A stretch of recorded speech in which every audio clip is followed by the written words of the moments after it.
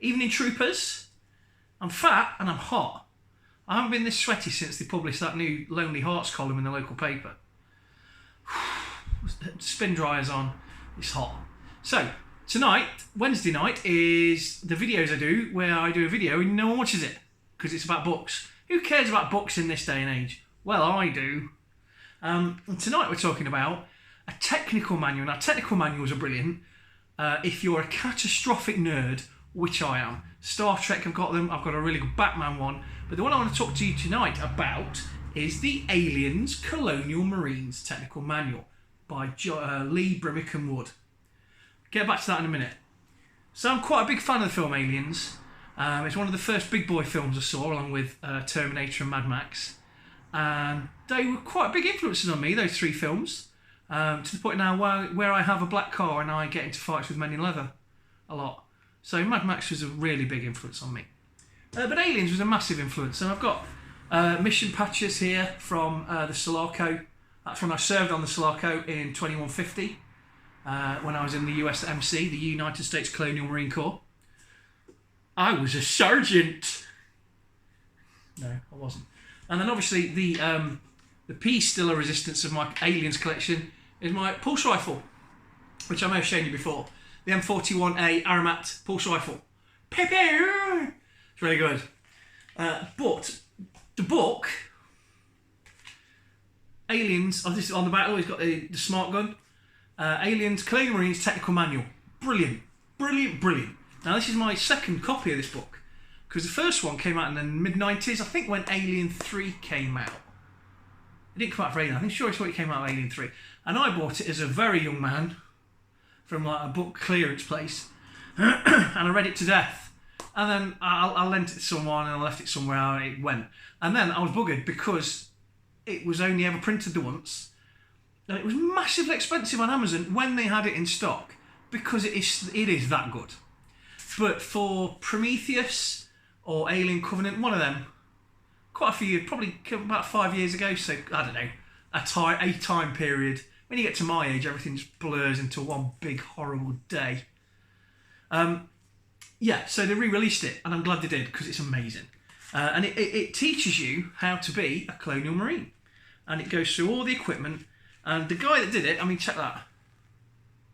Oh, yeah.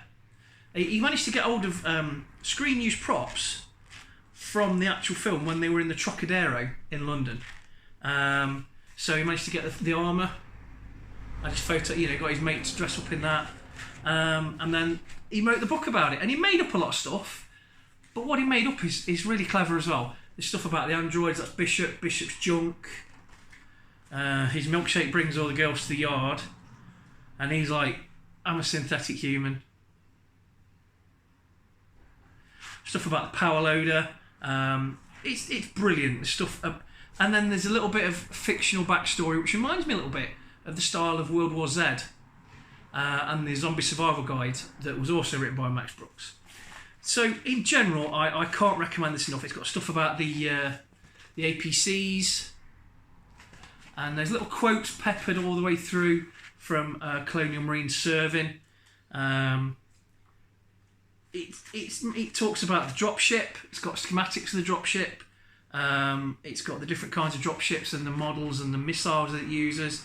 It is just magnificent. Magnificent. So, if you like the film Aliens, or you're a human being who's a geek, drop on Aliens Colonial Marines Technical Manual, not Testicle Manual, Technical Manual by Lee Brimacombe Wood.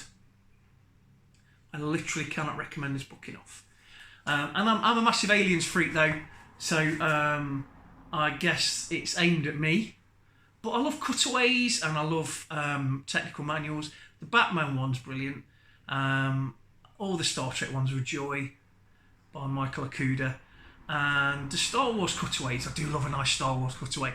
In fact, I bought one recently I didn't know about, because I got all the spaceship cutaways, but they had one that was like the buildings, so you had like inside Ben's hut and inside the Skywalker Ranch, which is also the name of Lucas's ranch.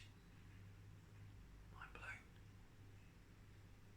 Yeah, so this, the Sky, is it a Skywalker settlement? Where where Owen and Lars got Owen Lars and Aunt Brew got burned up. All inside there is brilliant. Brilliant. But it's not as good as that. So, thanks for watching. As ever, I really enjoyed it. And the 12 people or so that watched this, I'm sure you enjoyed it too.